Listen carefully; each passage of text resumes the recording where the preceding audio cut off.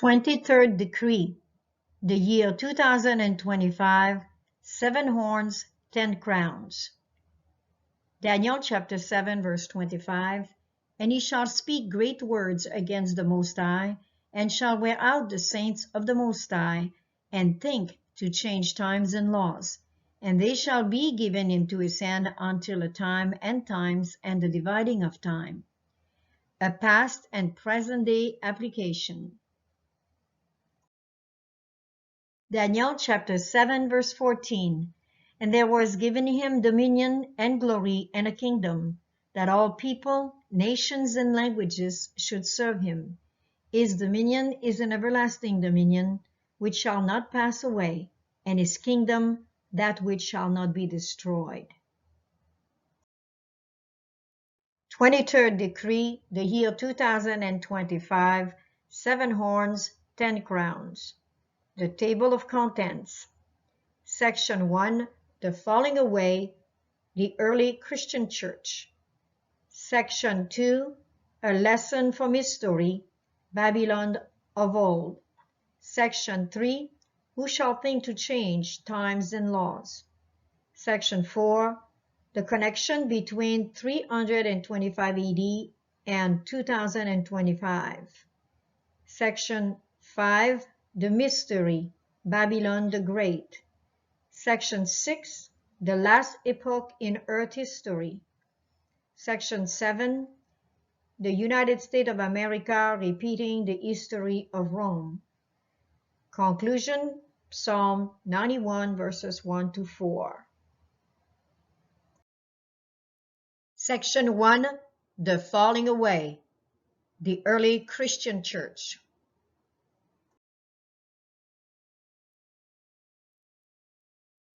Part 1a, What is the falling away? The falling away is the apostasy from the truth of the gospel. The year 81 to 99. Taken from the book The Two Republics, written by A.T. Jones, pages 203-206. 2 Thessalonians chapter 2 verses 3 and 4. Let no man deceive you by any means, for that day, the coming of Christ, shall not come, except there come a falling away first, and that man of sin be revealed, the son of perdition, who opposeth and exalteth himself above all that is called God, or that is worshipped, so that he as God sitteth in the temple of God, showing himself that he is God. This plainly sets forth the prophecy of a great falling away or apostasy from the truth of the gospel. Acts chapter 20 verses 29 and 30, Paul says, For I know this, that after my departing shall grievous wolves enter in among you, not sparing the flock.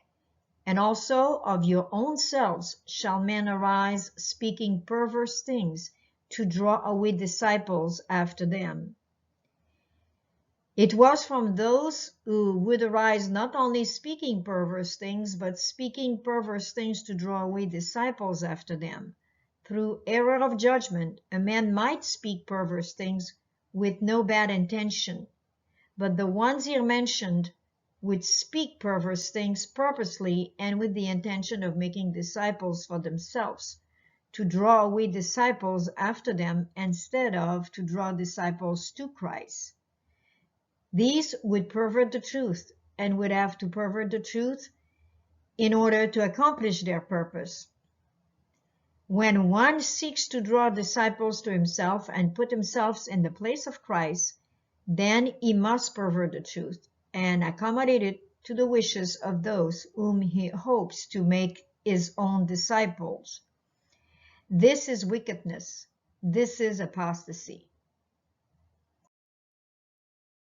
Part 1b, The Reasons for the Falling Away. From the book of A.T. Jones, pages 206-207. The falling away, the bishops pervert their calling. There was another consideration which made the danger the more imminent. These words were spoken to the bishops. It was a company of bishops to whom the Apostle Paul was speaking when he said, Of your own selves shall men arise, speaking perverse things to draw away disciples after them. from that order of men who were chosen to guide and to care for the Church of Christ, from those who were set to protect the Church, from this order of men there would be those who would pervert their calling, their office, and the purpose of it, to build up themselves and gather disciples to themselves in the place of Christ. To watch this spirit, to check its influence, and to guard against its workings was constant effort of the apostle, and for the reason as stated to the Thessalonians, that the mystery of iniquity was already working. There were at that time elements abroad which the apostle could plainly see would develop into all that the scriptures had announced. And scarcely were the last of the apostles dead when the evil appeared in its practical workings. Part 1c, the falling away widespread, already in AD 120. Continuing with the book of A.T. Jones, page 207. The falling away, the Christian doctors introduce external rites. No sooner were the apostles removed from the stage of action, no sooner was their watchful attention gone and their apostolic authority removed, then this very thing appeared of which the apostle had spoken. Certain bishops, in order to make easier the conversion of the heathen, to multiply disciples, and by this increase their own influence and authority, began to adopt heathen customs and forms.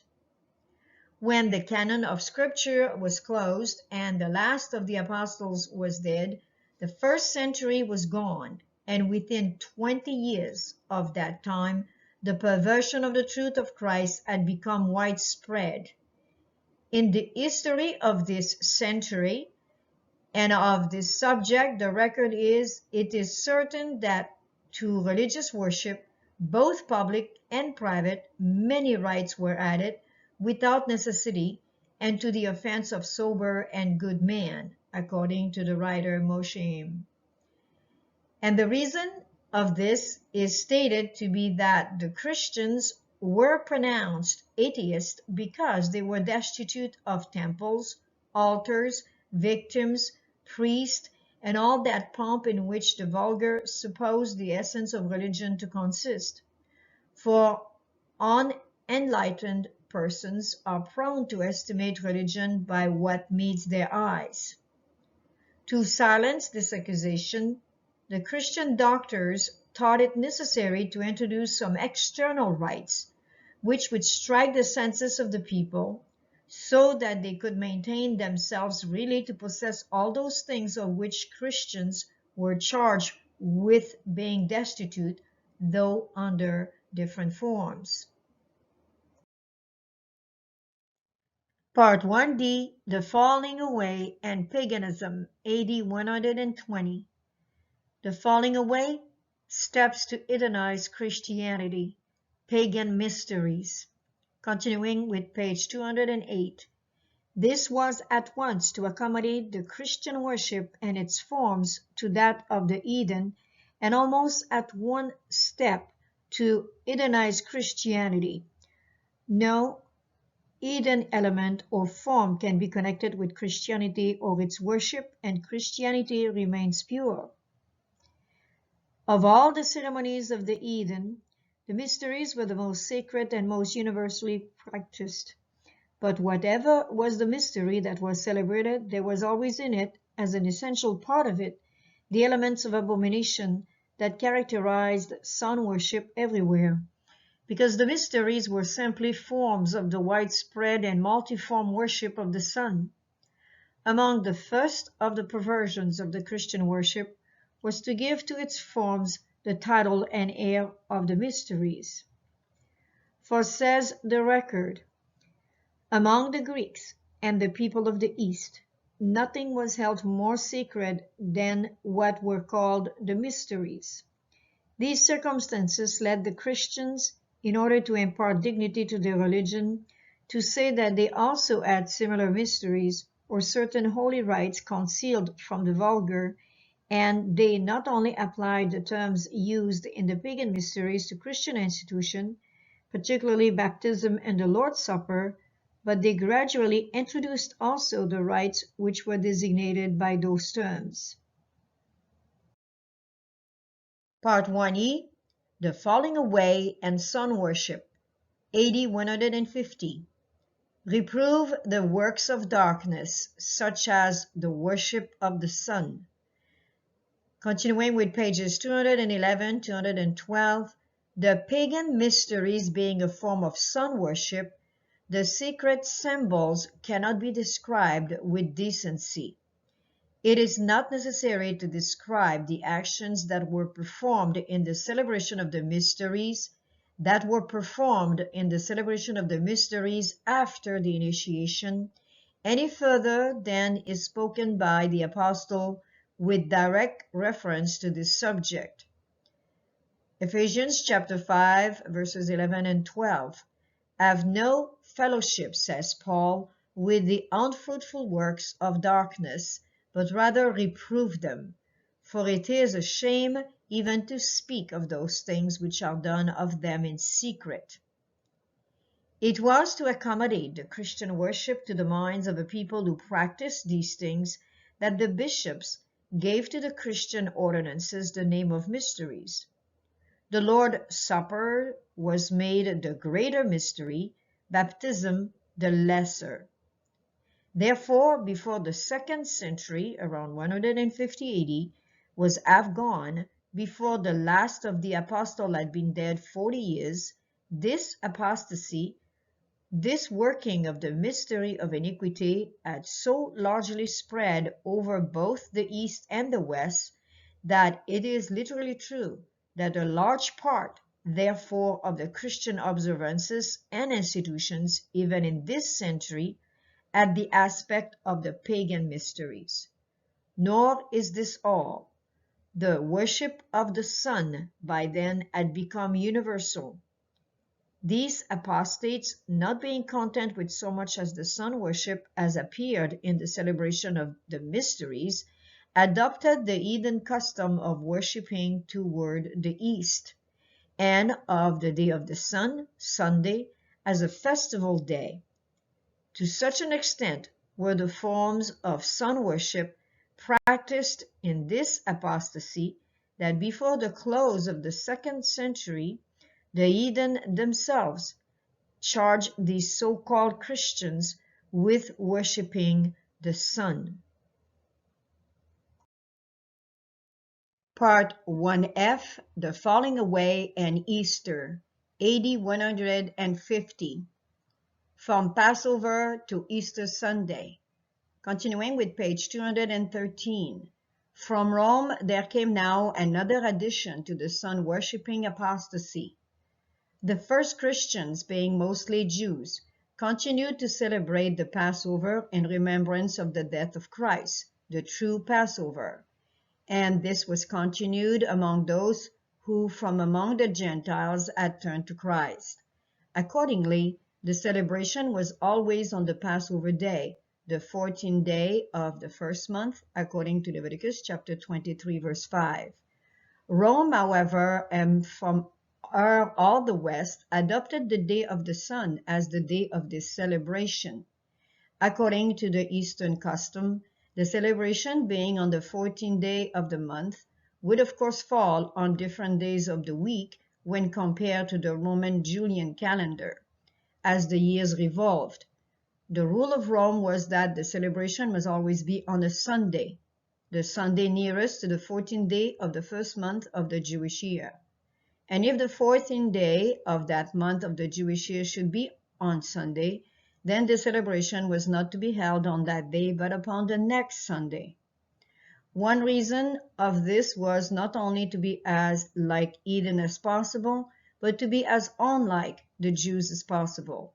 This in order not only to facilitate the conversion of the heathen by conforming to their customs, but also by pandering to their spirit of contempt and hatred of the Jews. It was upon this point that the Bishop of Rome made his first open attempt at absolutism. Part 1G, the falling away and Easter, AD 200. The West excommunicated the Eastern faithful. Page 214, 215. We know not precisely when this began, the Easter celebration, but it was practiced in Rome as early as the time of Sixtus I, who was Bishop of Rome from AD 119 to 128. Victor, who was Bishop of Rome from AD 192 to 202, likewise proposed to oblige only those under his jurisdiction to conform to the practice of Rome, but he asserted jurisdiction over all and therefore presumed to command all. Accordingly, after having taken the advice of some foreign bishops, he wrote an imperious letter to the Asiatic prelates, commanding them to imitate the example of the Western Christians with respect to the time of celebrating the festival of Easter. The Asiatics answered this lordly requisition by the pen of Polycrates, Bishop of Ephesus, who declared in their name with great spirit and resolution that they would by no means depart in this manner from the custom handed down to them by the apostles and disciples. Upon this, the thunder of excommunication began to roar. Victor, exasperated by this resolute answer of the Asiatic bishops, broke communion with them, pronounced them unworthy of the name of his brethren, and excluded them from all fellowship with the Church of Rome. In view of these things, it will readily be seen that between paganism and this kind of Christianity, it soon became difficult to distinguish, and the 3rd century only went to make any distinction still more difficult to be discerned.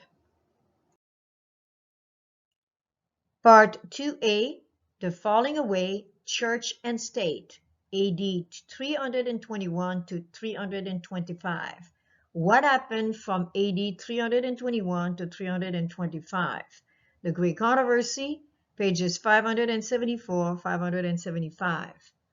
Royal edicts, general councils, and church ordinances sustained by secular power were the steps by which the pagan festival of Sunday attained its position of honor in the Christian world. The first public measure enforcing Sunday observance was the law enacted by Constantine in AD 321, and we invite you to read the appendix note for page 53 on the history of AD 321. This edict required townspeople to rest on the venerable day of the sun, but permitted countrymen to continue their agricultural pursuits. Though virtually a heathen statute, it was enforced by the emperor after his nominal acceptance of Christianity.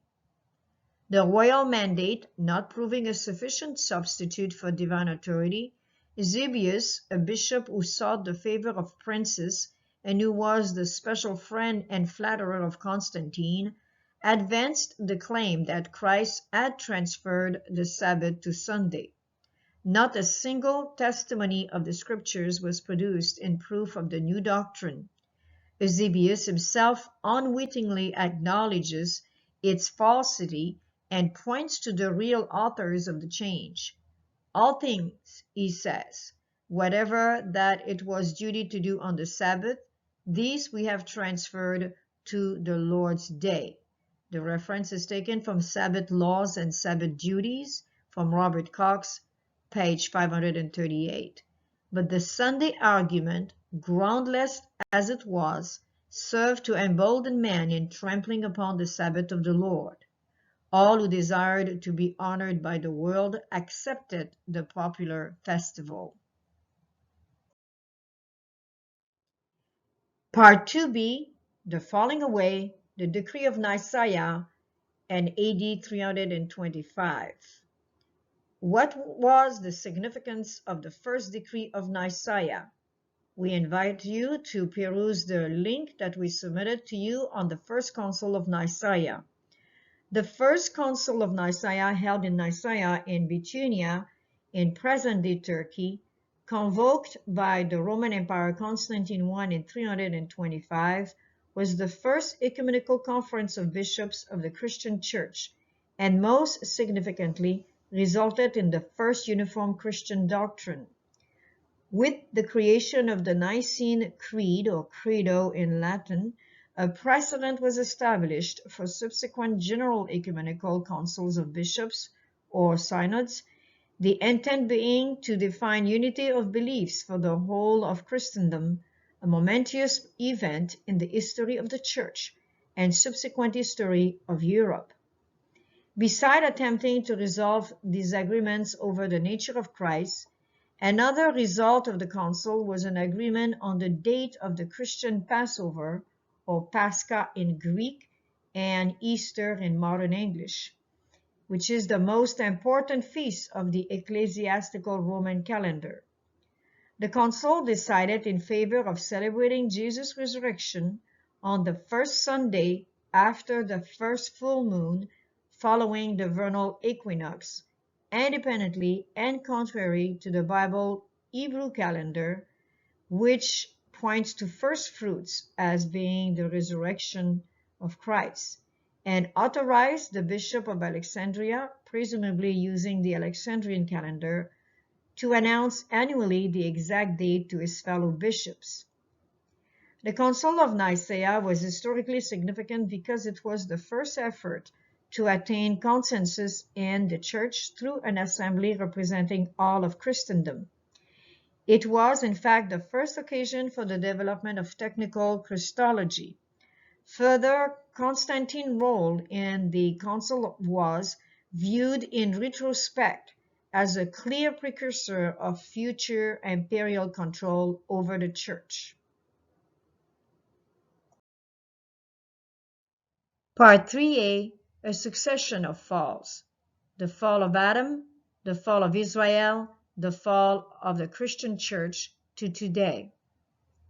Taken from the book Confrontation, written by Mrs. Ellen G. White, pages 73-74.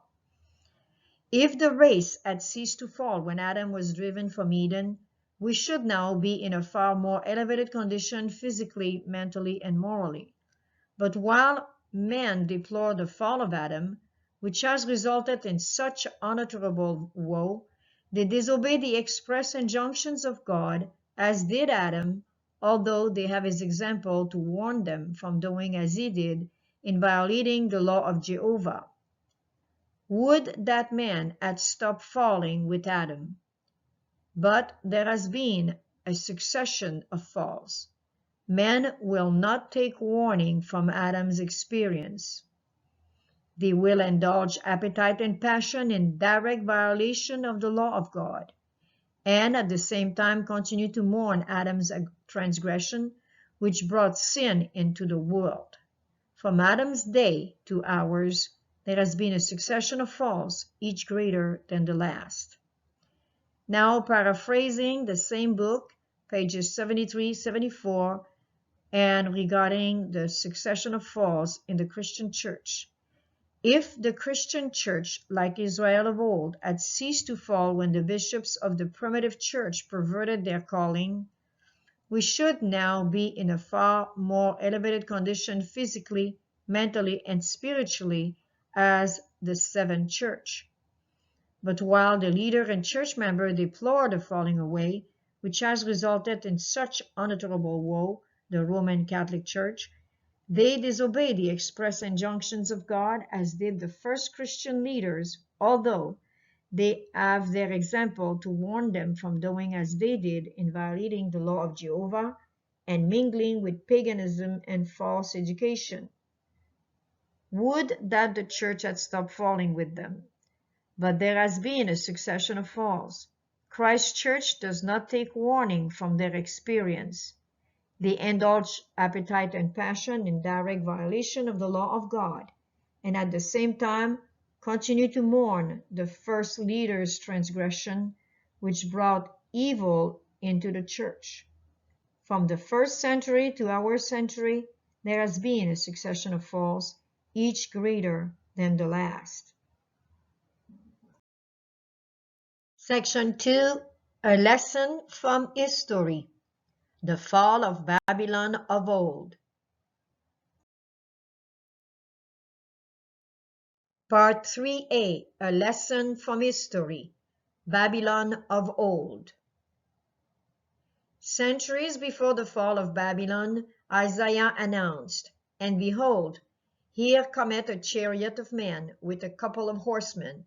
And he answered and said, Babylon is fallen, and all the graven images of her gods he hath broken unto the ground."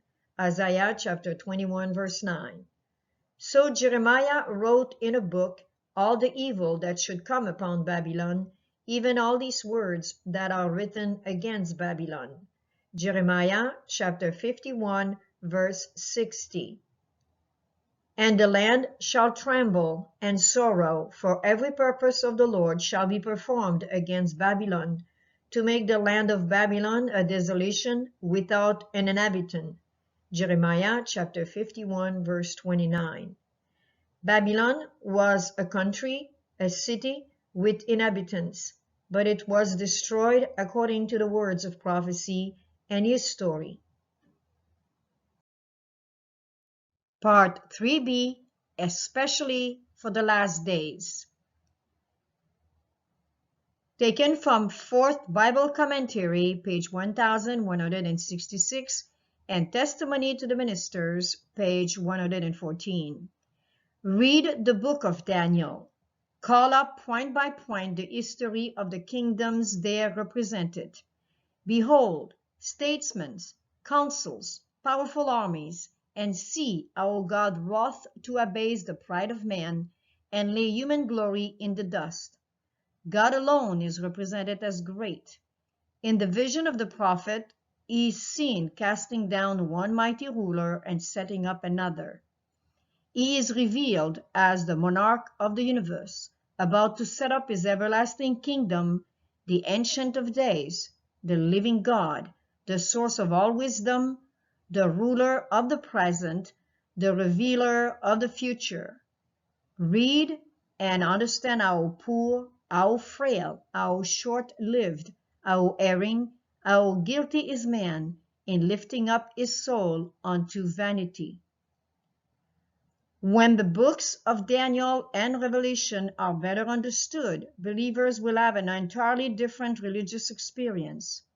They will be given such a glimpse of the open gates of heaven that heart and mind will be impressed with the character that all must develop in order to realize the blessedness which is to be the reward of the pure in heart.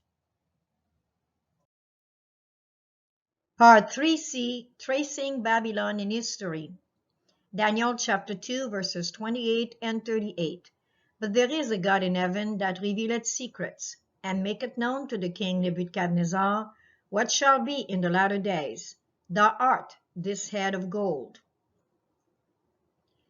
We encourage you to read Daniel chapter 2, verses 1 to 49, and visit our website at numbers1317.org in the appendix for further study of the timelines of the book of Daniel.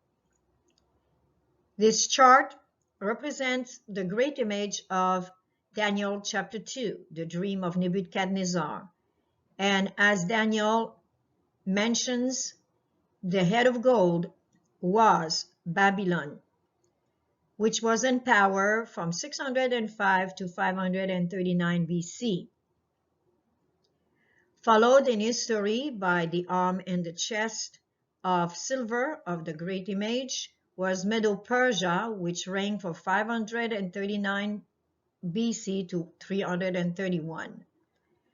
The ties of brass points to Greece in history, which reigned from 331 to 168 BC, followed by the legs of Aaron, which points to pagan Rome, the Roman Empire, from 168 BC to 476 AD. It was during this reign that the Roman Catholic Church, with the church and state power, established the first Sunday law between 321 to 325 AD, and this was with the approval of the pagan Rome Empire. followed by the feet of iron and clay, pointing to Papal Rome, which now represent the first papal supremacy, which is past, and Papal Rome reigned according to the prophecy under its first supremacy as a church and state power for 1260 years, according to the prophecy of Daniel chapter 7 verse 25. And this was the Holy Roman Empire from 538 to 1798 AD.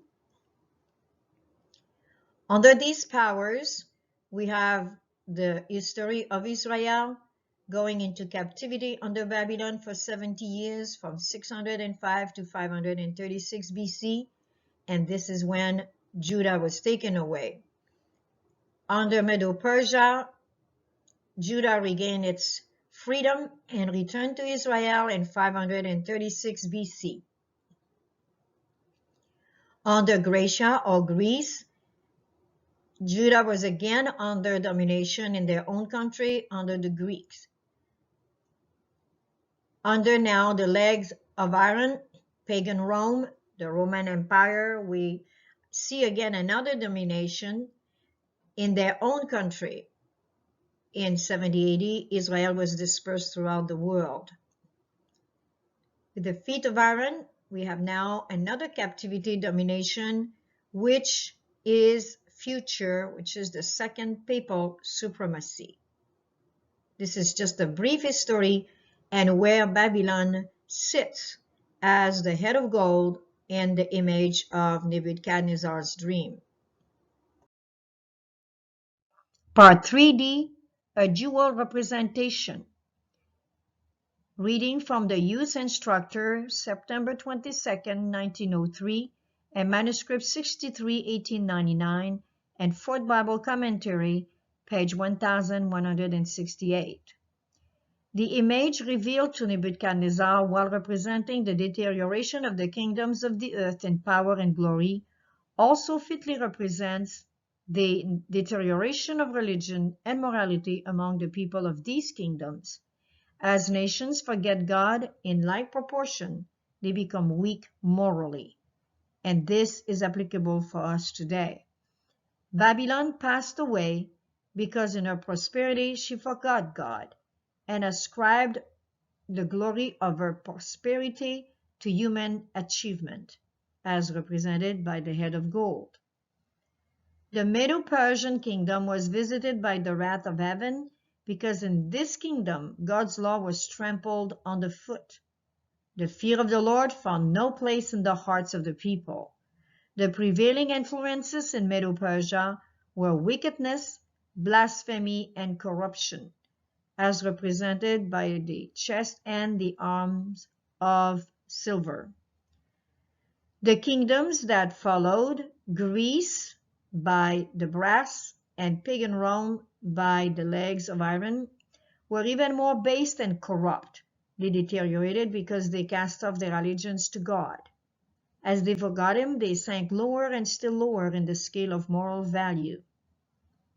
And now we are at the feet of iron and clay, representing the mingling of churchcraft and statecraft, representing the Roman Catholic Church, and apostate Protestantism mingled also with spiritualism.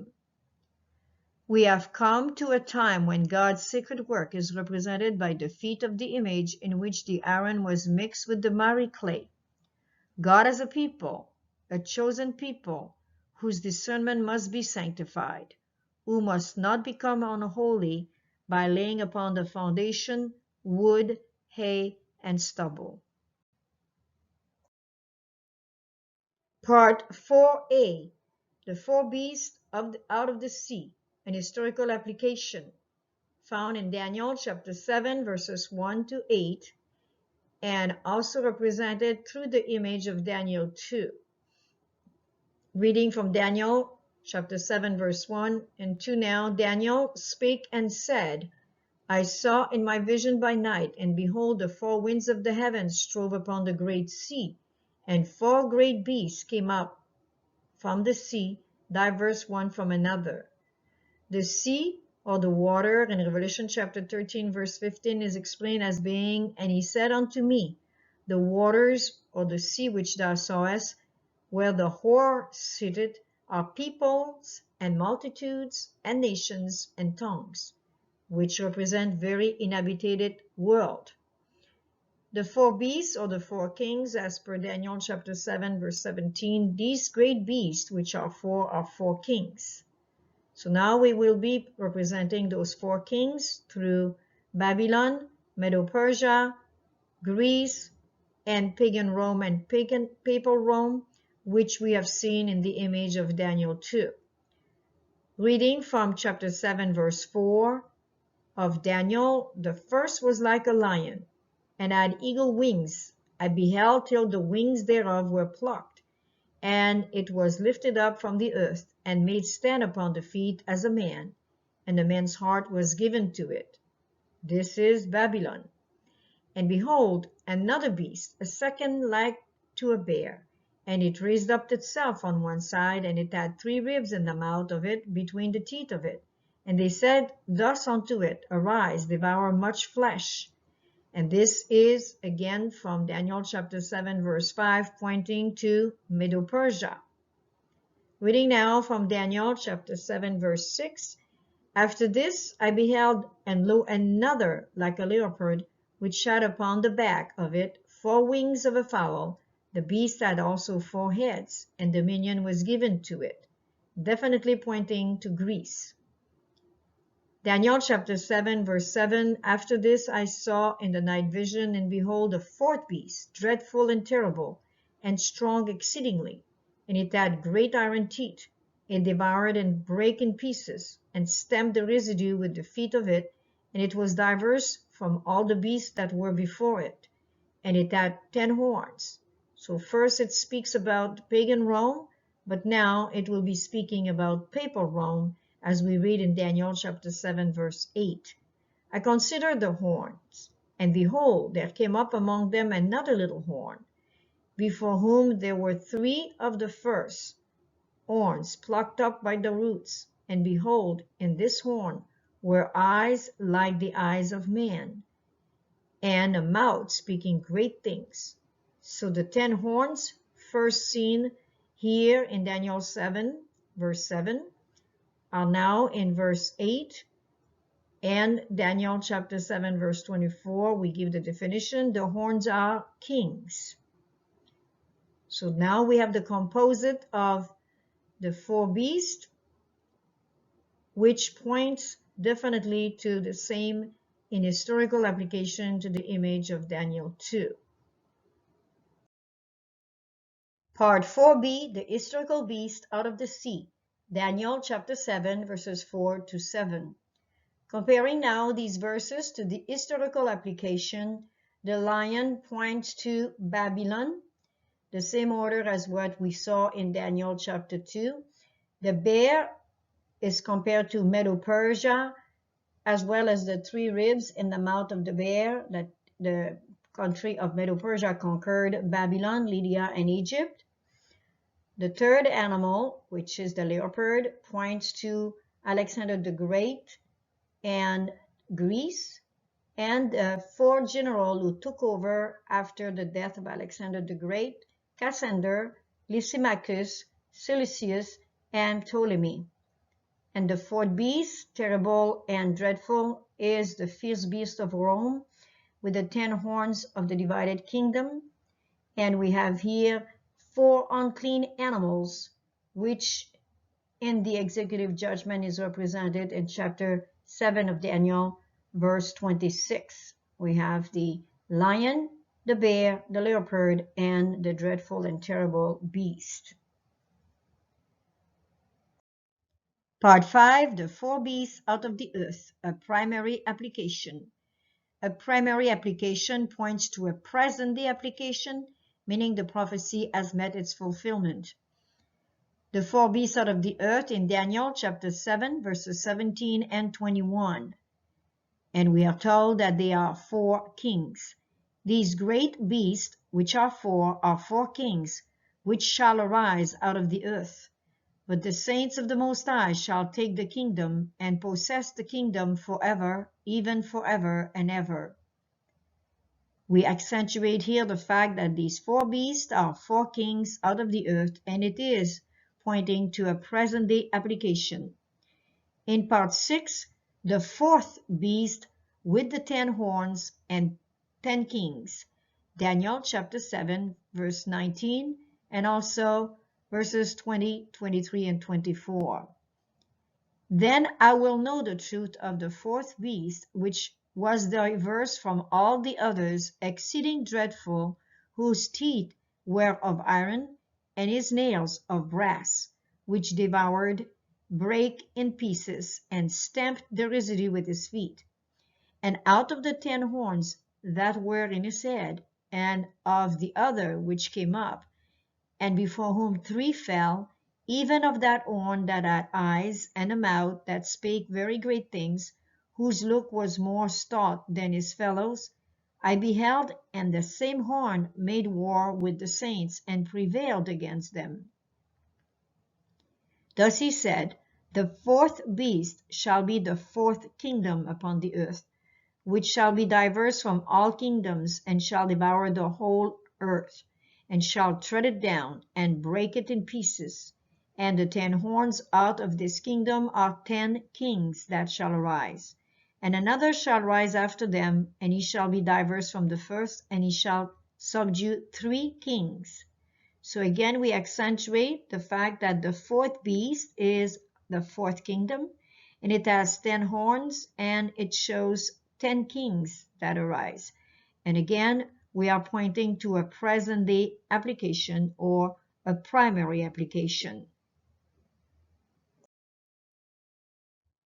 In part 5, we saw already the 4 beasts out of the earth. Daniel chapter 7, verses 17 to 24 gives us further information. But now we are looking at an application for the future, the Fourth Holy Roman Empire, or the Fourth Reich. In reading Revelation chapter 13, verse 2, and the beast which I saw was like unto a leopard, and his feet were as the feet of a bear, and his mouth as the mouth of a lion. And the dragon gave him his power and his seat and its great authority. So here we have the terrible beast with a composite of the leopard of the book of Daniel chapter 7 found in Revelation 13, which is not surprising because we know that Daniel and Revelation are one. So here we have the composite of the 4 beasts together. One is the terrible beast is like unto a leopard with the feet of a bear and the mouth of a lion. So that brings back the same animals as Daniel chapter 7, but this time we believe this is a present-day application. And so as we look at the chart that we have prepared for the study of the book of Daniel, you can find much further information than what we're going to show you here, but it's just a brief overall looking at history in order to place those 4 beasts in their order. And we have it here in 880 up to today. We're going to represent the Holy Roman Empire. And when we look at the word Reich, this was used during the Second World War by Hitler. Reich in German simply means an empire or a kingdom. And here we have, again, the 4 beasts that we're talking about. They're right here. So we have the lion's mouth, the feet of a bear, the leopard-like beast, and to which the dragon has given its power, seat, and authority. So the first king, as we look at the first column, we want to look specifically at Charlemagne, who in around 800 to 814 AD attempted to unite Europe for the first time through intermarriage. He was from Germany, he was a king from Germany, and he married a queen from France, so that united those 2 countries, which were mainly always at war. And of course, including in this, we cannot forget that the other countries of Europe were also involved there. And we have Russia, for example, Khazaria, which we know Russia as the emblem of a bear, and also the Anglo-Saxon, which their emblem is the lion, and which is called now, it went from there to being England to Britain to UK. But this is a representation of the first king throughout history, repeating themselves. As you can see, they're finding themselves all the time back to their timing here, timeline. So the second king after the death of Charlemagne, 814 to 1798, this is where we established the supremacy of the Pope, the first supremacy of the Pope. And we use, of course, 538 AD for the 1260 years, but nevertheless, it's still inclusive. And we can see again Germany and France united as leaders, but this time under Napoleon during the French Revolution, where the Pope is taken prisoner to General Berthier and he dies in France. And this is the end of the supremacy, the first supremacy of the Pope, and it won't be repaired until 1929 after the First World War through Mussolini. So this is the end of the second reign of the Holy Roman Empire, but it includes the first supremacy of the Pope all over Europe. And again, Russia as an empire now is established, and we're talking the era of 814, 1798, and of course this includes 1776, where United States was part of the wings of the eagle, and the lion, which is Britain, or we call it UK today. So this is again a perfect emblem of actual now nations that are not past and still exist and still have those emblems as representing them. So the history can be followed because of all those important details. On the third king, we go now from 1933 to 1945, which is the Third Reich. So we have Charlemagne, and then we have the longer period until it's finished through 1798 with Napoleon. And now we have Hitler, which established the Third Reich, which lasts only for 1933 to 1945. He was hoping it would last for 1,000 years, but due to the fact that he lost the war, World War II, the Third Holy Roman Empire lasted only a few years, as you can see here. So actually it lasted from 1939 to 1945. It didn't last very long. But we still have involvement with Germany, France as the people that were against each other at war. And then Soviet Union by default became protected by the USA and Britain.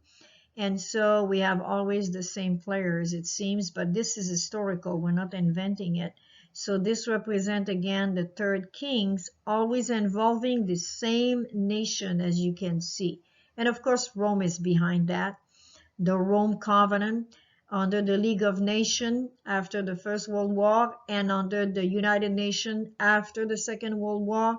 Those nations are united under the Rome Covenant, and we can demonstrate that as well in history and in today. So the lions, the bear, the leopard, and the terrible beast always follow each other all the way from Babylon, Medo-Persia, Greece, and Rome. And today, actually, we have the people from England, the people from the United States. This is the eagle, which are their signs, the bear of Russia, the leopard, which was used by Hitler during the war for his tank. They were leopard one. And of course, the terrible beast, to which the dragon gives its seat and its great authority and its power. So this is an overall of what we believe can be definitely representative of the prophecy, which is still to come, this fourth king, because the first three has already passed. We believe that this is very important to understand those prophecies in the light of what is happening today.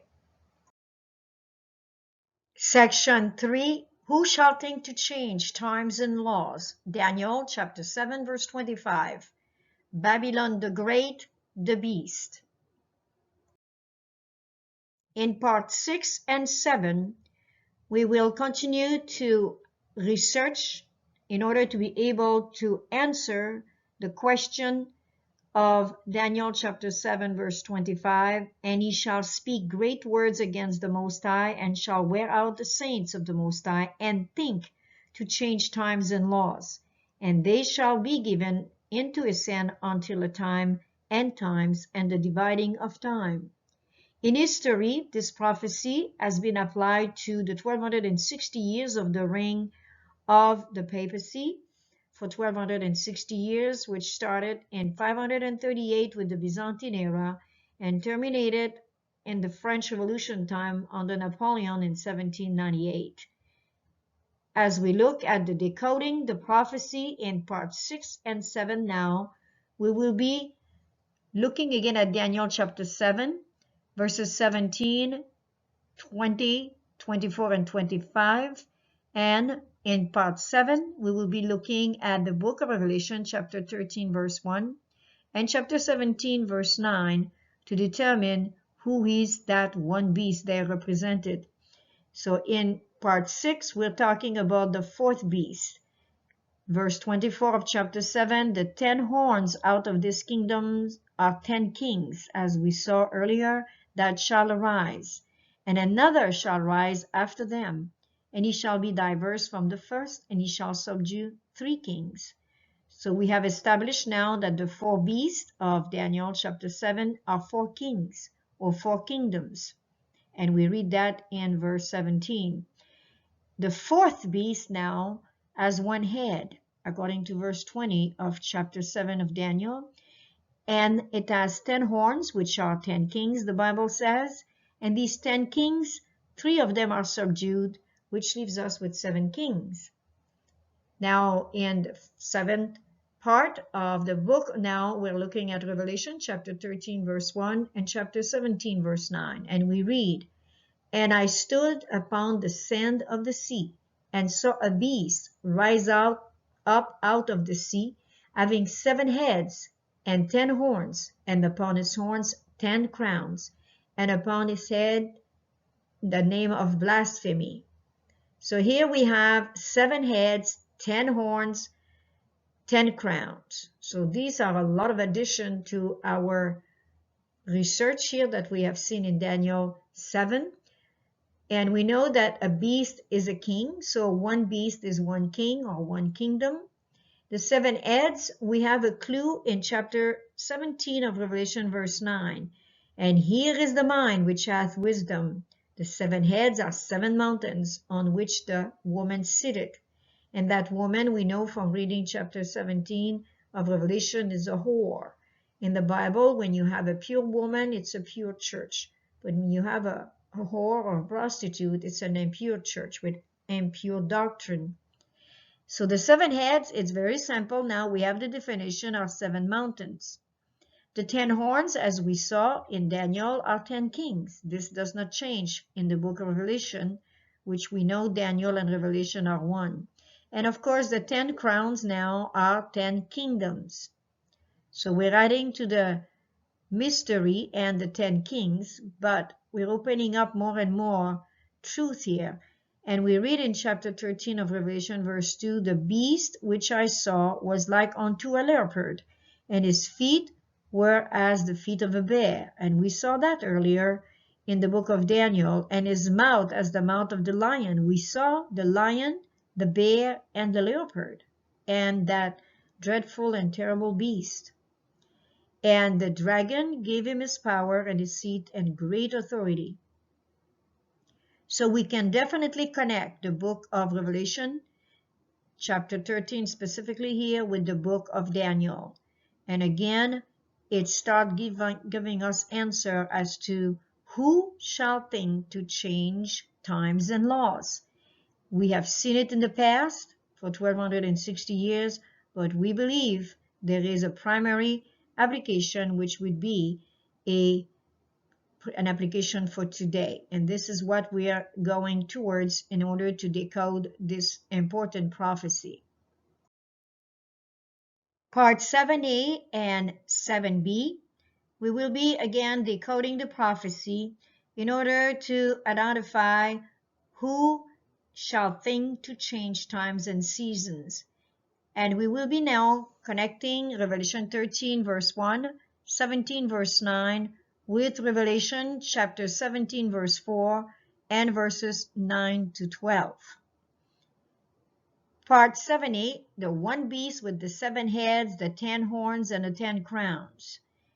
And we have seen already in Revelation chapter 13 verse 1, that beast that rises out of the sea, which we believe points to the old world where there is much people and tongue and nation.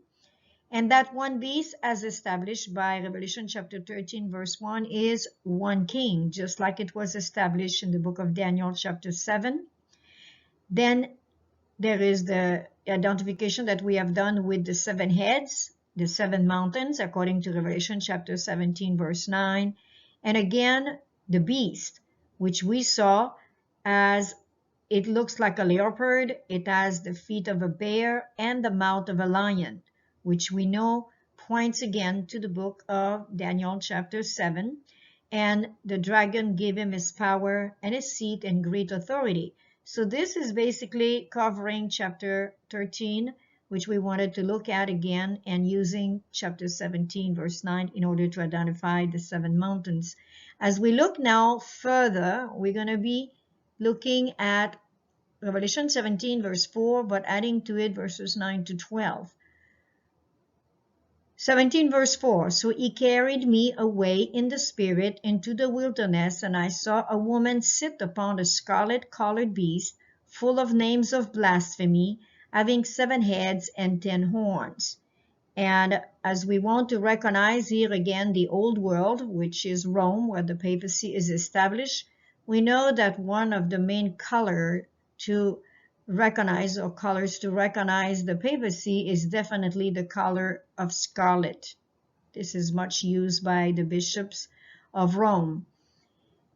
As we read now additional verses from chapter 17, verses 10 and 12, and there are 7 kings, 5 are fallen, 1 is, and the other is not yet come.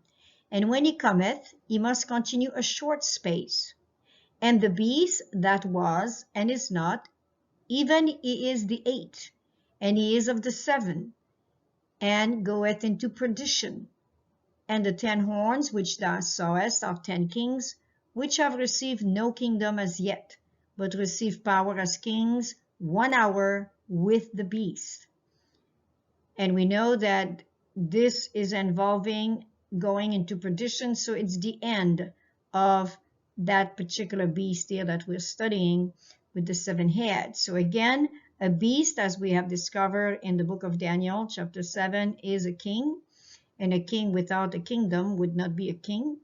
And the 7 heads, again, the 7 mountains of Revelation 17:9, we are sure of that as per the interpretation. And this time, the 10 horns, which indicates 10 kings, as we have established here with verse 1 of chapter 13. This time, these kings have no kingdom as yet. So that's another mystery added. And of course, we're happy to consider again that one beast, which is 1 king, as revealed in both chapter 13 and now chapter 17, we know for sure that it points to that beast from Revelation 13 verse 2, which is a combination or a connection of the book of Daniel, again chapter 7, with the beast, the one that is like the leopard, and it has the feet of a bear and the mouth of the lion. So again, we see a direct connection between the book of Revelation and pointing in chapter 13 of Revelation to Daniel 7. So the puzzle is adding a little bit of details each time. The particular one here in this case would be the 10 horns, the 10 kings, which have received no kingdom yet. This is why we believe it's a future application, or present day application, which is a primary application, which points to the fulfillment of the prophecy, which points also to the second coming of Jesus Christ. Very encouraging. And we pointed that the old world, which is determined as being in Europe with Rome, the new world where that beast comes from at this time would be the USA or America. This is where we're going with this prophecy here, which we really believe we can demonstrate it. Decoding the prophecy. Continuing with decoding the prophecy in parts 7a and 7b. We will not reread some verses that we have already seen. We just want to combine a few elements right now that we have not mentioned per se. In Revelation chapter 13 verse 1, we are told that that beast that rises out of the sea, and it has 7 heads and 10 horns, and upon its horn 10 crowns, upon his heads the name of blasphemy. And blasphemy can only be charged into a government or a power that is religious. And we know that in this case, the papacy was and is a church and state government. So therefore, this would apply definitely with the prophecy as we're studying it right now. We have established that the beast, the one beast, is one king, and the seven heads are the seven mountains of Revelation chapter 17, verse 9. So this has been established. But when we look at the prophecy now, too, of the chapter 13, verse 2, again, reminding us about the composite of the beast, the four beasts of Daniel 7, we can see that that beast, again, is a king. And again, showing you here chapter 17, verse 4 about the blasphemy, again repeated in chapter 13, verse 1. So there are a lot of elements right now that we can combine together. For example, again here, the seven heads of chapter 17, verse 9, which are found in Revelation chapter 13, verse 1. And the same with this very important verse here. And I saw one of his head as it was wounded to death, and his deadly wound was healed, and all the world wondered after the beast. Again, the heads combining with chapter 17, verse 9, from here, chapter 13, verse 3 of Revelation. And we know this particular prophecy has come to pass after the 538 AD to 1798, which represent 1260 years. We know that the papacy had been wounded, the head of the papacy, one of the head out of the seven. And now, historically, we can demonstrate that in 1929, it was actually promoted to many newspapers around the world that now Rome had been restored, the wound was healed, and Mussolini in Italy, which was the chief of the government at the time, did restore the Roman Catholic Church as a state and church government. And they appropriated them some money and some real estate to attempt to restore to its old glory. One more point we would like to make before we leave is the fact that what we saw, that the beast that you saw was and is not, and it shall ascend out of the bottomless pit and go into perdition. Again, another combination of what we see here in chapter 17, verses 10 and 11. This time is in verse 8. And again, that beast will go into perdition. So it's kind of an encouragement for us to keep the hope that this beast eventually will be destroyed. And they that dwell on the earth shall wonder, whose names were not written in the book of life from the foundation of the world, when they behold the beast that was and is not and yet is. So these are elements that cannot be explained at this time, but we need to keep them in mind because they are in the Bible. So definitely there is some connection between them, which will be revealed, we believe, very soon. So let's keep the faith and looking at these elements we're presenting. Again, we believe that that woman that we see, or that beast that we see here with the head that has been wounded, again is the same beast that is represented in Revelation chapter 13, verse 2, which is a composite of the four beasts of Daniel chapter 7. Continuing with part 7c and part 7d in decoding the prophecy. As we have seen in Revelation chapter 17, verses 10 and 11, there is mention of 7 kings, 5 are fallen, 1 is, and the other is not yet come. And we know also that the beast that was and is not, even he is the 8th, and he is of the 7, and goeth into perdition. So as we mentioned, this is definitely having to do with the termination of that beast, the end of that beast. So we want to look into it from a present day application. And we have an element that we can use is 1929. This is historical. This is a fact that the papacy, after a reign of 1260 years, the wound was inflicted to one of the head of that beast, and the Roman Catholic Church, for the first time in a reign of 1260 years, lost the power that she had from the state, and she remained only a religious power until it was healed in 1929. From 1798 to 1929, The Vatican still continued, the papacy still continued, but it has lost its power in Europe and many parts of the world as a state government. So now in 1929, we can actually use that date as historical of the wound that was healed. And we would like to propose this particular study of 100 years of papacy, the Roman Catholic popes of the past 100 years, starting with 1922. And in 2022, it will be actually 100 years. And naming here the popes that have succeeded to each other until today. Pope here Pius XI, which started his reign in February 6, 1922 to February 10, 1939. So he was the Pope of the 1929 era. Pius XII, March 2, 1939 to October 9, 1958, was the Pope during the Second World War, which started in September of 1939.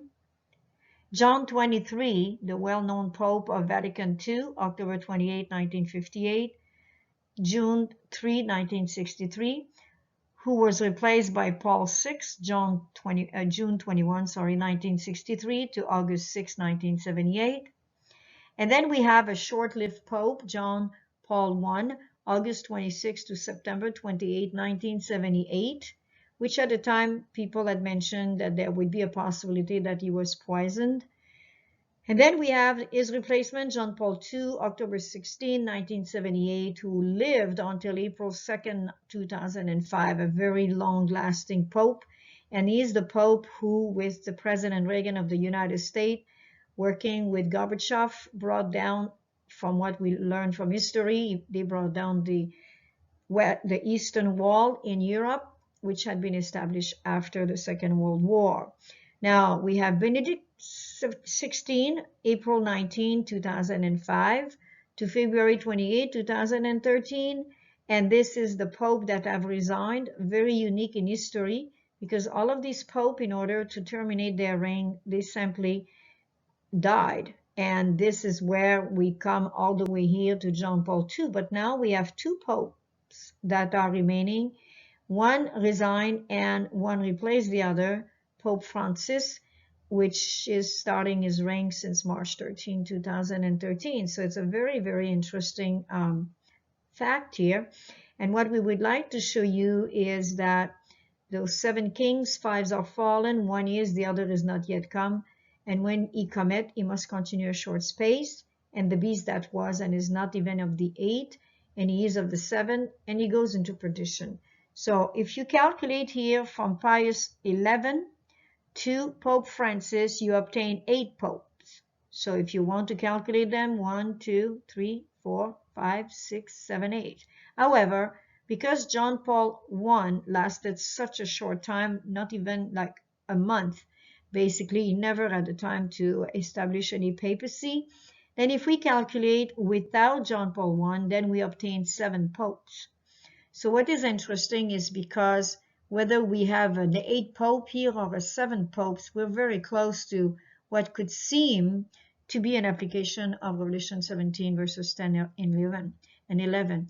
Though we do not want to speculate, time will tell, but if this is an application, we are maybe waiting for another pope or another person to take the place of the Pope Francis. And again, having Benedict XVI resigning, which is a very unique case in the history of papacy, then we have to wait and see if that is definitely an application of Revelation 17 verses 10 and 11. And because of the actual date that we have in history of 1929. So this is the proposal that we are presenting to you, which time will tell if that is decoding the prophecy properly. Now in part 7D, these verses we have read already, but what we would like to bring your attention to is the kings of the earth who have committed fornication and lived deliciously with her, which is the papacy, shall bewail her and lament for her when they shall see the smoke of her burning. And at this time, we would like to add too that with the papacy, we can also include, especially more and more today, we can include definitely apostate Protestantism and spiritualism. So what we would like to propose at this time, who are those 10 kings, which are the 10 horns of the beast? The G10 member countries are Belgium, Canada, France, Germany, Italy, Japan, the Netherlands, Sweden, the United Kingdom, and the United States, to which also Switzerland is added, playing a minor role. The G10 we will present shortly who they are, and we believe that they could very well be an application of the prophecy of the book of Revelation 17 and 18, but that is to be seen. So these are definitely to be looked into, and if it turns out that it is not so, we're basically simply studying the prophecy here and see if it can have any value whatsoever. So we will pursue this now in the next slide as to establishing if that has some value or not. Part 8, Decoding Prophecy, and continuing with our quest to find out who is it that shall think to change times and laws, Daniel chapter 7 verse 25. Of course, this has an application in the past, as we saw, but we believe it's also applicable for the future. Revelation chapter 13 verse 11, and I beheld another beast coming out of the earth, and he had 2 horns like a lamb, and he spake as a dragon. This is a new element added to the prophecy, the new world as it come out of the earth now, where it's not inhabited like the old world, and it points, according to the Great Controversy, page 578, to the United States of America. We read, the prophecy of Revelation 13 declares that the power represented by the beast with lamb-like horns shall cause the earth and them which dwell therein to worship the papacy. They are symbolized by the beast like unto a leopard. The beast with 2 horns is also to say to them that dwell on the earth that they should make an image to the beast. And furthermore, it is to command all, both small and great, rich and poor, free and bound, to receive the mark of the beast. Revelation chapter 13, verses 11 to 16. It has been shown that the United States and the power represented by the beast with lamb-like horns, and that this prophecy will be fulfilled when the United States shall enforce Sunday observance, which Rome claims as the special acknowledgement of her supremacy. But in this homage to papacy, the United States will not be alone. The influence of Rome in the countries that once acknowledged her dominion is still far from being destroyed, and prophecy foretells the restoration of her power. I saw one of his heads, as it were wounded to death, and his deadly wound was healed, and all the world wondered after the beast. Revelation 13 verse 3. The infliction of the deadly wound points to the abolition of the papacy in 1798. And yet, because this book was written in 1888, we know now that this prophecy foretells the restoration of her power. This has been accomplished in 1929. After this, says the prophet, his deadly wound was healed, and all the world wondered after the beast. And Paul states plainly that the man of sin will continue until the second advent. 2 Thessalonians chapter 2, verse 8. To the very close of time, he will carry forward his work of deception. And the Revelator declares, also referring to the papacy, which it has been given its power by the dragon, Revelation 13 verse 8, all that dwell upon the earth shall worship him whose names are not written in the book of life. In both the old and the new world, papacy will receive homage in the honor paid to the Sunday institution that rests solely upon the authority of the Romish Church. Part 9, Decoding Prophecy. The connection between the 7 crowns and the 10 crowns.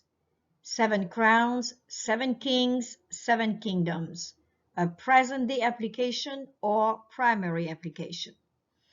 The G7, for which we give you the link for your perusal, or Group of 7, is an international group comprising the governments of the world's largest economies, namely Germany, France, Italy, Japan, the United Kingdom, the United States, and Canada. It was founded as the G6 in 1975 and became the G7 with the addition of Canada in 1976. The group is an informal bloc. It has no treaty or constitution and no permanent offices, staff, or secretariat. The leaders of the member states meet at annual summits to discuss issues of mutual concern and to coordinate actions to address them. The meeting location and the organization's presidency rotates among the members.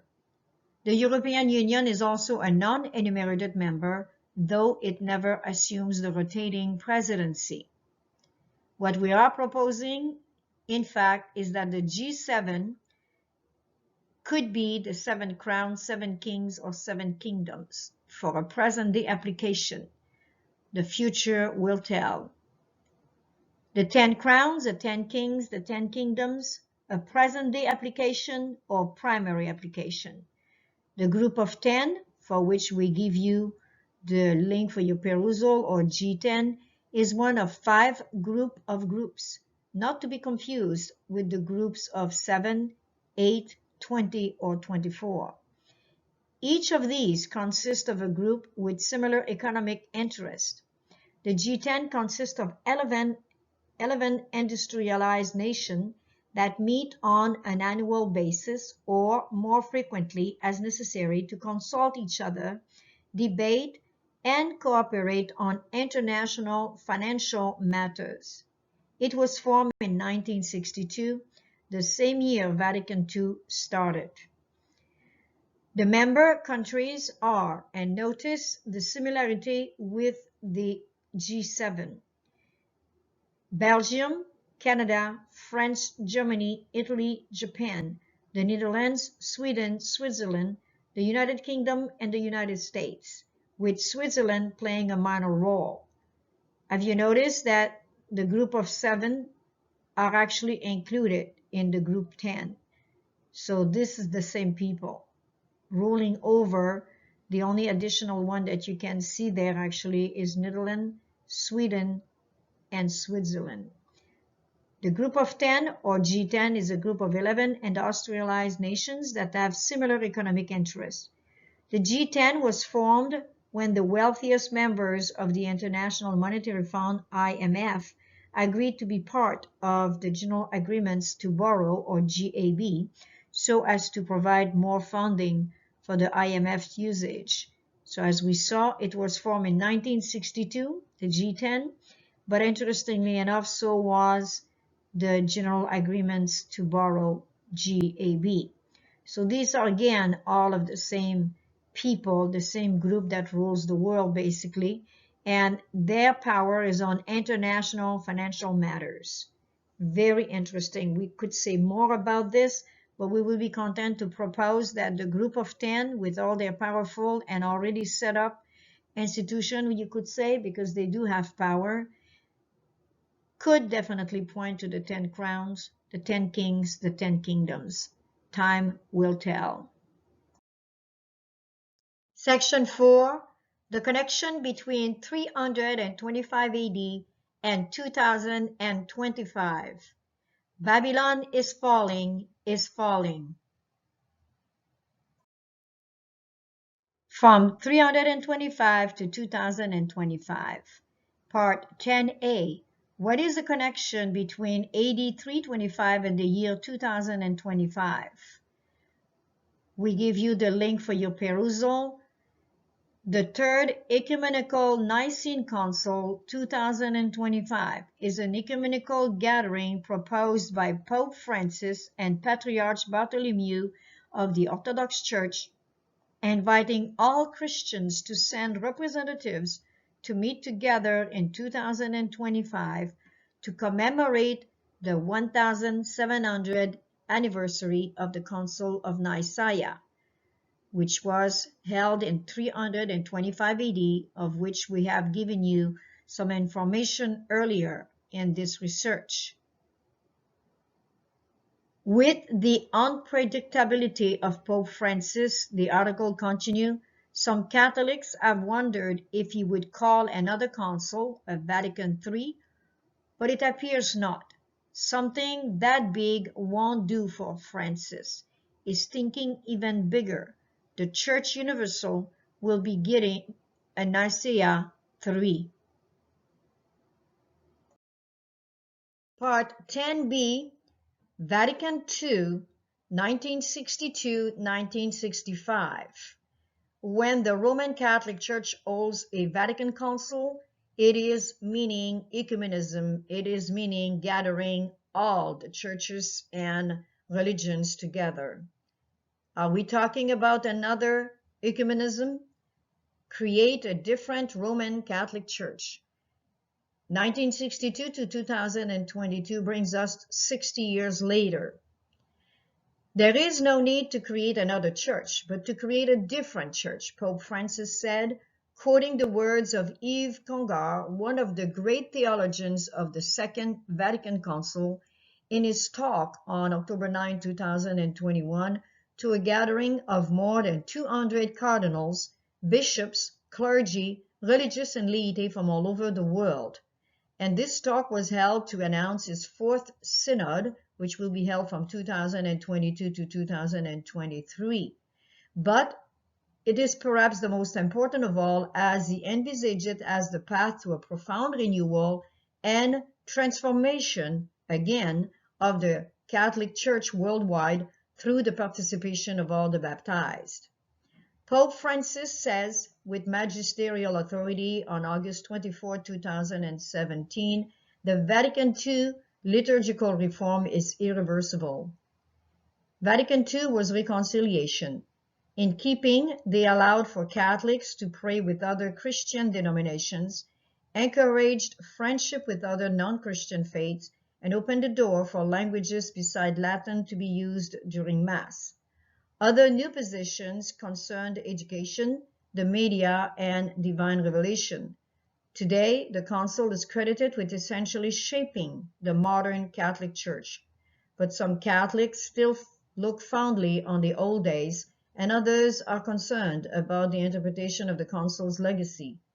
Pope Benedict, for one, is careful to emphasize that Vatican II was not a condemnation of the pre-Council Church. The Second Vatican Council, also called Vatican II, was the 21st Ecumenical Council of the Roman Catholic Church, announced by Pope John XXIII on January 25, 1959, as a means of spiritual renewal for the Church and an occasion for Christians separated from Rome to join in a search for Christian unity. And today we may add, 60 years later, they are planning to do again the same thing, a renewal and transformation of the Catholic Church worldwide. Part 10c, Create a Different Roman Catholic Church, 2022. There is no need to create another church, but to create a different church, Pope Francis said. Chrislam, Abrahamic Family House. Is this Pope Francis' idea of a different Roman Catholic Church? The three Abrahamic faiths, Islam, Christianity, and Judaism. The interfaith complex, which we see the picture here, is set to open in 2022. Abu Dhabi has revealed the names of its upcoming Abrahamic Family House, a multi-faith complex coming to Saidia Island in Abu Dhabi, Islam, Christianity, and Judaism. The names of the houses of worship have been announced as the Imam Al-Tayyib Mosque, St. Francis Church, and Moses Ben Maimon Synagogue. The church naming is a direct reference to Pope Francis, who came to Abu Dhabi 2 years ago in a very significant visit. Part 10d, Chrislam, Pope Francis' idea of a different Roman Catholic Church. We give you the link for your perusal. Chrislam refers to the assemblage of Islamic and Christian religious practices in Nigeria, in particular the series of religious movements that merged Muslim and Christian religious practices during the 1970s in Lagos, Nigeria. The movement was pioneered by Yoruba peoples in southwest Nigeria. Its blending has been observed on numerous other fronts. According to the Washington Times, in June 2014, Pope Francis authorized Islamic prayers and reading from the Quran at the Vatican, stated to be an attempt to usher in peace between Israelis and Palestinians. He has also taken some other rather questionable actions. According to the Wall Street Journal, on November 29, 2014, Pope Francis prayed with the Grand Mufti Rami Taran facing east in a mosque in Istanbul. Muslims pray their 5 daily prayers towards the east, towards the city of Makkah, towards the Kaaba. So what advocates of Islam see as a similarity actually exposes a major difference. Islam believes that Jesus is not God. The Quran 5:17. They reject the deity of Christ. The Quran emphatically states that the very idea that Jesus is God is blasphemy. Quran 5:17. Moreover, Muslims deny the death of Christ on the cross. Quran 4:157-158. Islam and Christianity radically differ. The teachings of Islam and Islam are not the gospel, ones delivered to the saints, according to Jude chapter 1, verse 3. Christ alone mediates salvation, 1 Timothy chapter 2, verse 5, and actually saves, John chapter 3, verse 36, and chapter 14, verse 6. Acts chapter 4, verse 12 states, "And there is salvation in no one else, for there is no other name under heaven given among men by which we must be saved." No other name includes Mohammed and Allah. Christ lived a perfect sinless life, died and rose again, according to 1 Corinthians chapter 15, verses 1-4. In Jesus' perfect works, he fulfilled the entire law. Christ alone paid the ransom for man's sin and makes them righteous before God the Father. 2 Corinthians 5, verse 21. Grace alone is the gospel. While true Christianity includes good works, they are not the efficient cause of salvation. Rather, good works are a true result of it. Unlike the Quran, the Bible never even remotely suggests that good works are the ground of the believer's salvation, nor the instrument of the same. Section 5. The Mystery. Babylon the Great, Mother of Harlots.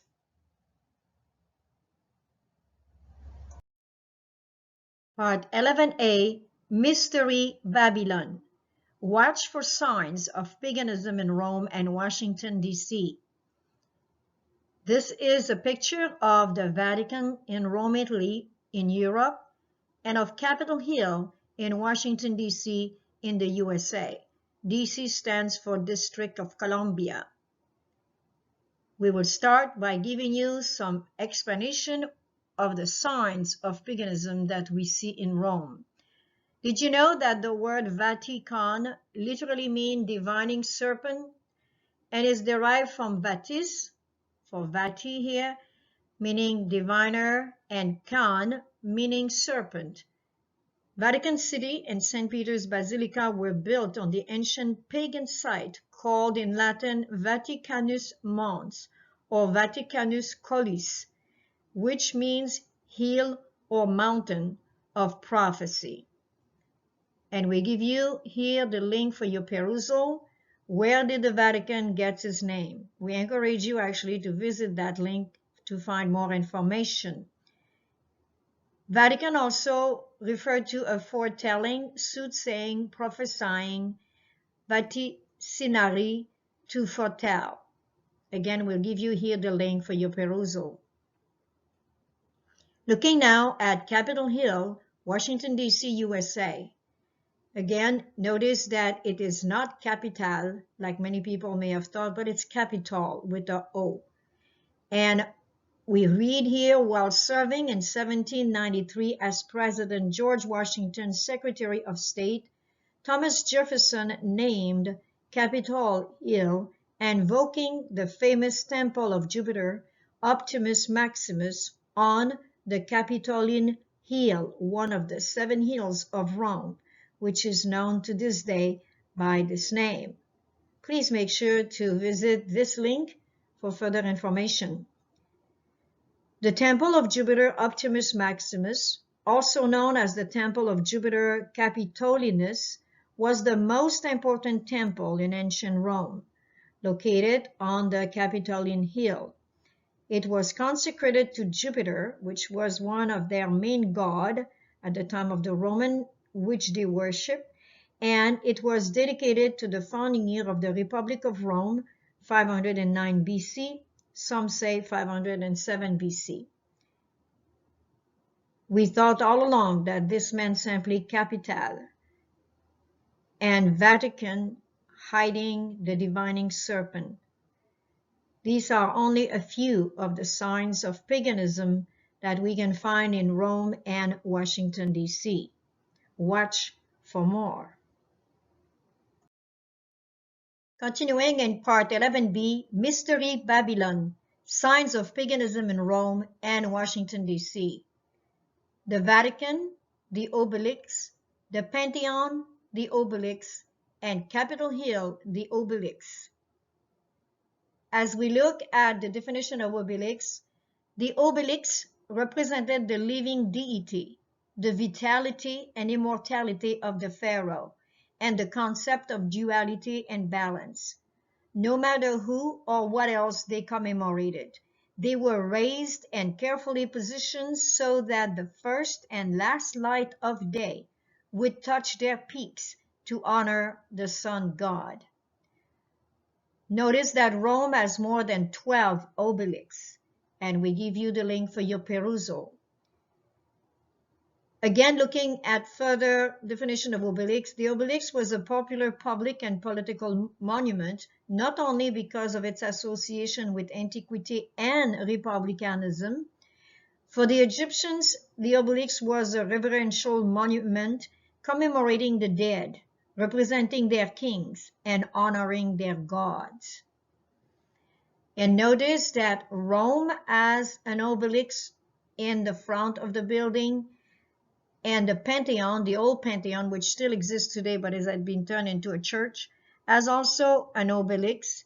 And the same with Washington, D.C., the Capitol Hill has an obelisk as well. And they are all made of the same manner, the same look, and we can see that its symbolism is very evident as far as representing, again, signs of paganism. Mystery Babylon. Another sign of symbolism is the dome. The dome of Rome, the Vatican, the dome of the Pantheon, and the dome as well here with almost like a double crown, we could say, of the Capitol Hill in Washington, D.C. The dome, actually, we're told that the plan for the dome of St. Peter in 1506 follows that of the Pantheon very closely. The Pantheon is in Rome, and when in 1506 they were gathering money by selling indulgence to build St. Peter of Rome, they have definitely taken a lot of the design of the Pantheon, which is right here, and we see that there is a repetition of the dome there as well. As we continue with the dome now, the St. Peter's Basilica inspired the dome of the Capitol building in Washington, D.C. So, the dome of the Vatican takes its inspiration from a Roman pagan building called the Pantheon, which has existed for centuries before St. Peter was built in 1506. And now in Washington, D.C., the copy of the dome, again, we find comes from both the Pantheon and the Vatican. Now, the Pantheon, the name Pantheon comes from the Greek words pan and theon, which means all and gods, respectively. The Pantheon was actually built on the site of another Pantheon that served as a temple for all the Roman gods. Another definition here that we are looking at, the triangle. Pyramids built in equilateral triangle stand as a reminder of the ancient Egyptian glorification of life after death. The pyramids were built as monuments to house the tombs of the pharaohs.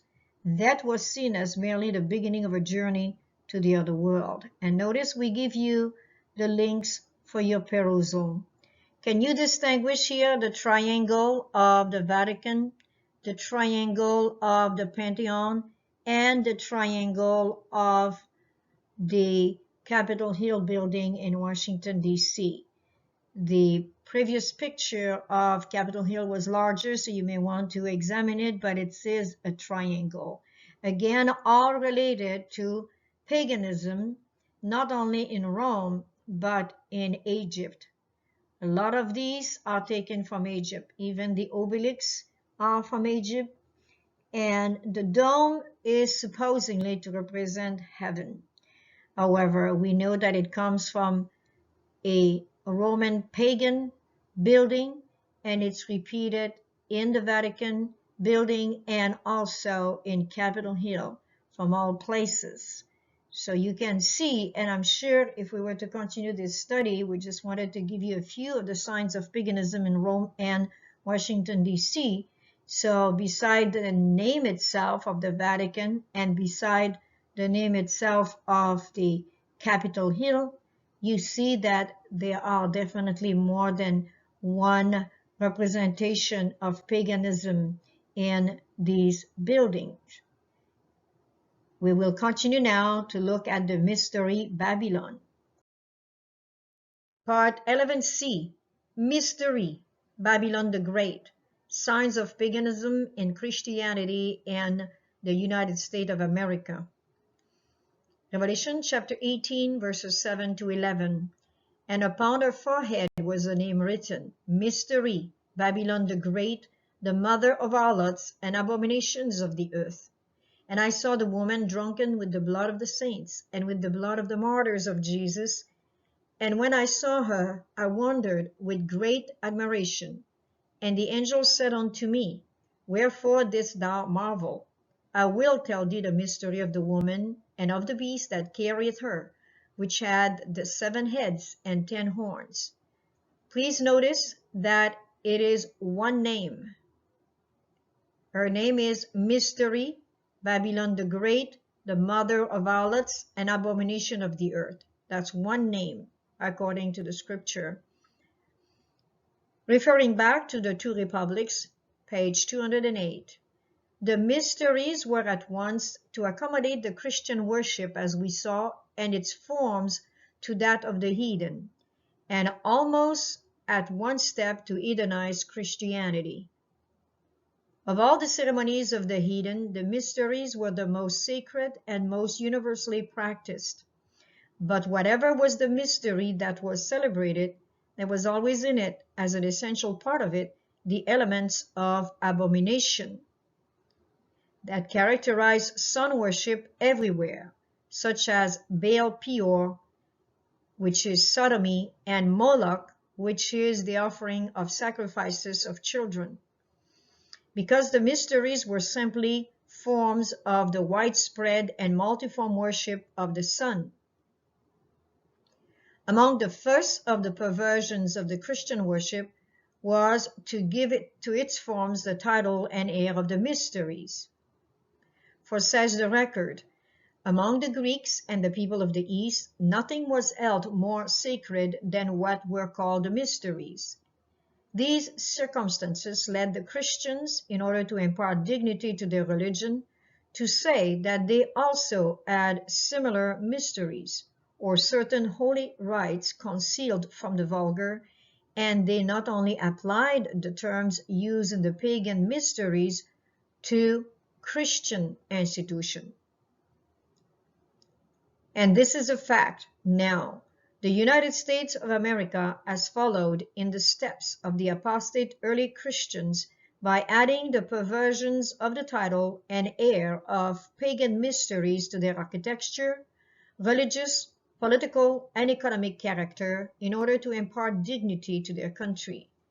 In doing so, the USA has adapted false education, false worship of the sun, false calendar and festivals, and is ready to abandon the principle of republicanism and Protestantism and the unique constitution which guarantees separation of church and state, freedom of speech, and freedom of religion. We are about to witness the consequences of this grave error. Section 6. The last epoch in the history of the world. Who will reign? Part 12a. Which reign forms the last epoch in the history of the world? Before we can answer this difficult question, we must look at the Holy Roman Empire and the patriciate.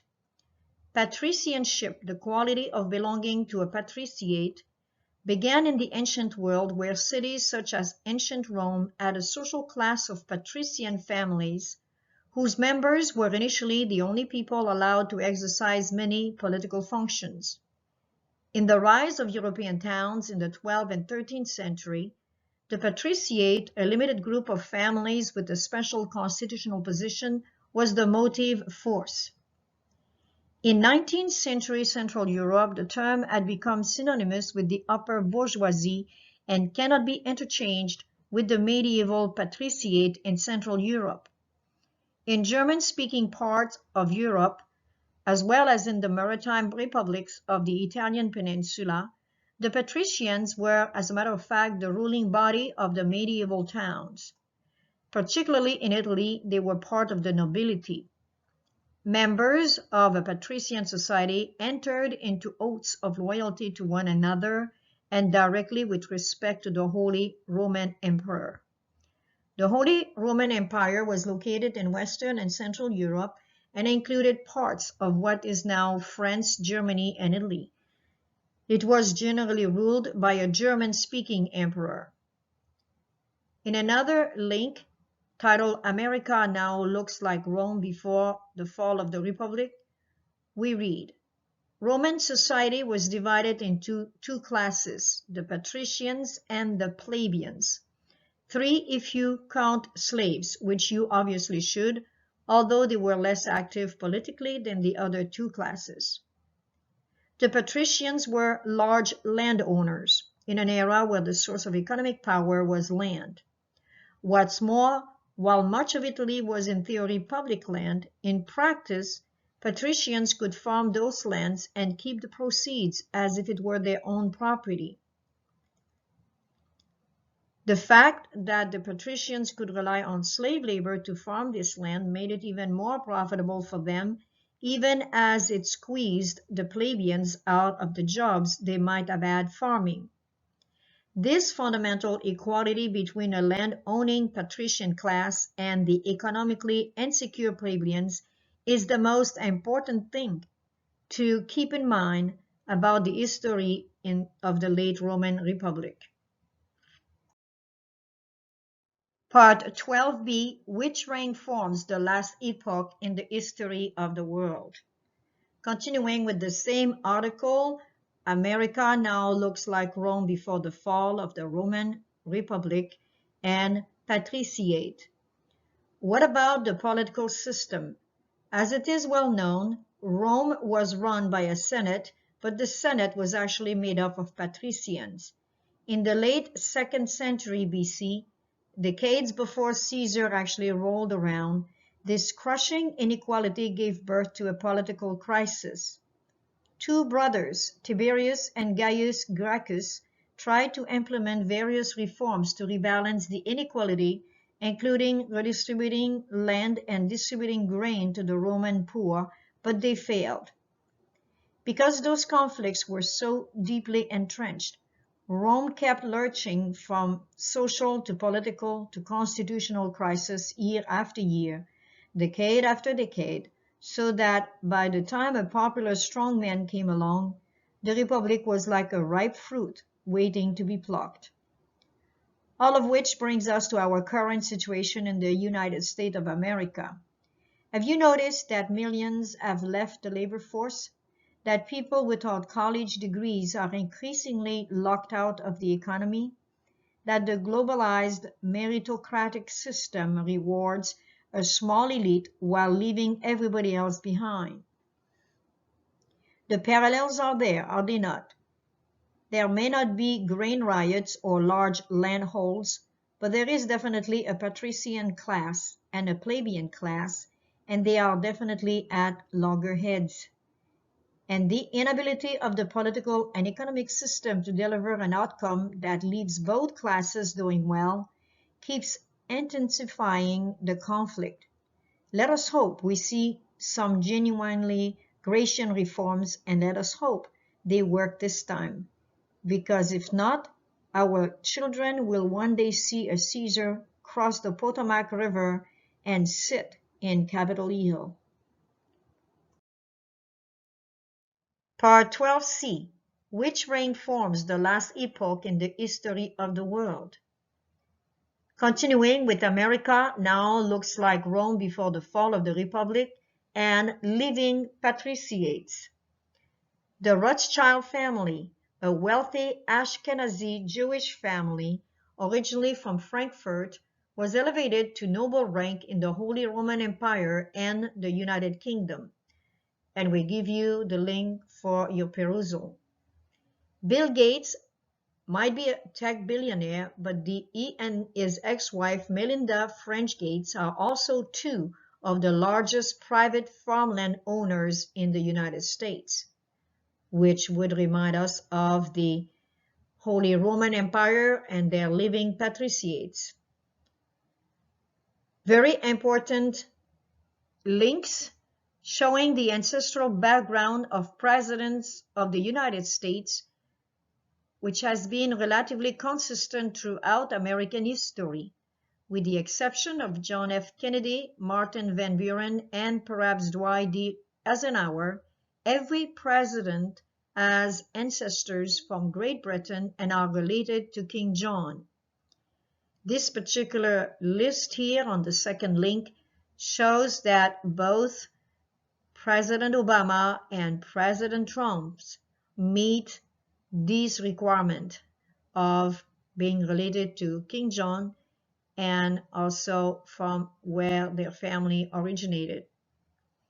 Another kind of patriciate, the elimination of the middle class, socialism. And this taken from a link, the truth about socialism, it does not care about the middle class. Socialism has little regard for the middle class. It's all about securing and maintaining power for the ruling class, the patriciate.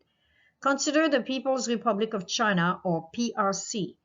Marred in Maoist revolutionary rhetoric, it was one of the world's poorest countries for its first 3 decades. Then Deng Xiaoping introduced socialism with Chinese characteristics. 40 years later, the PRC boasts the world's second largest economy, but its citizens remain deprived of basic human rights and civil liberties. The Communist Party does not allow a free press or free speech, competitive elections, an independent judiciary, free travel, or a representative parliament. Is it what's coming to us in the near future? Part 12D, The Mystery, Babylon the Great, the 2 republics, Rome and the USA. A New World Order, a Papal Supremacy number 2, establishing the 4th Holy Roman Empire. The 2 Republics, page 400, A.T. Jones, edited. The First Republic, the Papal Supremacy number 1, the reign of Constantine the Great, forms one of the epochs in the history of the world. It was the era of the dissolution of the pagan Roman Empire, the commencement, or rather consolidation, of a kind of Eastern despotism, a church and state, with a new capital, Rome, a new patriciate, the Holy Roman Empire 1, a new constitution, the Nicene Creed, a new financial system, a new jurisprudence, the Inquisition, and finally a new religion, Roman Catholicism. The epoch thus formed was the epoch of the papacy, and the new religion thus created was the papal religion. Now, using the same text but paraphrased, we read, the Second Republic, the papal supremacy number 2, the reign of forms the last epoch in the history of the world. It will be the era of the dissolution of the United States of America's Constitution, the consolidation of a kind of Western despotism, a church and state government, with a new capital, the Capitol Hill, a new patriciate, the Holy Roman Empire number 4, a new constitution, the United Nations under the Rome Covenant, a new financial system under the G10, a new jurisprudence, the World Court at The Hague in Netherlands, and finally a new religion, Chrislam, or a different religion, as Pope Francis likes to call it. The epoch thus formed will be the epoch of the image to the papacy, and the new religion, or the different religion thus created, will be still the papal religion. And this will bring about a time of trouble such as never was. Following the study that we have done thus far, you should be able to fill up this line here, at least with a basic answer of what we have seen. And this is very, very important to remember, as we believe this is coming very, very soon, if God's people are ready. Section 7, the United States of America, repeating the history of Rome, deceived for 1700 years. Conclusion, the United States of America is repeating the history of the Republic of Rome. Drawn from the Two Republics from A.T. Jones, the preface and page 1. Rome in its different phases occupies the largest place of any national name in history. Rome, considered with reference to government, is interesting and important. Considered with reference to religion, it is yet more interesting and more important. But when considered with reference to the interrelationship of government and religion, it is most interesting and most important. The principle of Rome in all its phases is that religion and government are inseparable. The principle of the government of the United States is that religion is essentially distinct and totally separate from civil government and entirely exempt from its cognizance. The principle of Rome is the abject slavery of the mind. The principle of the United States of America is the absolute freedom of the mind. As it Christianity that first and always antagonized this governmental principle of Rome and established the governmental principle of the United States of America, the fundamental idea, the one thread taught, was to develop the principles of Christianity with reference to civil government and to portray the mischievous results of the least departure from those principles. It is said of the early Romans that they possessed the faculty of self-government beyond any people of whom we have historical knowledge, with the sole exception of the Anglo-Saxons. And by virtue of this, in the very nature of the case, they became the most powerful nation of all ancient times. But their extensive conquest filled Rome with gold. With wealth came luxury, and with luxury, vice. Conclusion, past and present day application. Deceived for 1700 years. Matthew chapter 24, verse 24. For there shall arise false Christ, and false prophets, and shall show great signs and wonders, insomuch that if it were possible, they shall deceive the very elect. Great Controversy, page 449. The enforcement of Sunday keeping on the part of Protestant churches is an enforcement of the worship of the papacy of the beast. Those who, understanding the claims of the fourth commandment, choose to observe the false instead of the true Sabbath, are thereby paying homage to that power by which alone it is commanded. But in the very act of enforcing a religious duty by secular power, the churches would themselves form an image to the beast. Hence, the enforcement of Sunday keeping in the United States would be an enforcement of the worship of the beast and his image. When Sunday observance shall be enforced by law, and the world shall be enlightened concerning the obligation of the true Sabbath, then whoever shall transgress the commandment of God, to obey a precept which has no higher authority than that of Rome, will thereby honor popery above God. He is paying homage to Rome and to the power which enforces the institution ordained by Rome. He is worshiping the beast and his image. As men then reject the institution which God has declared to be the sign of his authority, and honor in its stead that which Rome has chosen as a token of her supremacy, they will thereby accept the sign of allegiance to Rome, the mark of the beast. And it is not until the issue is thus plainly set before the people, and they are brought to choose between the commandments of God and the commandments of men, that those who continue in transgression will receive the mark of the beast. He that dwelleth in the secret place of the Most High shall abide under the shadow of the Almighty. I will say of the Lord, He is my refuge and my fortress, my God, in Him will I trust. Surely He shall deliver thee from the snare of the fowler, and from the noisome pestilence. He shall cover thee with his feathers, and under his wings shall thy trust. He that dwelleth in the secret place of the Most High shall abide under the shadow of the Almighty.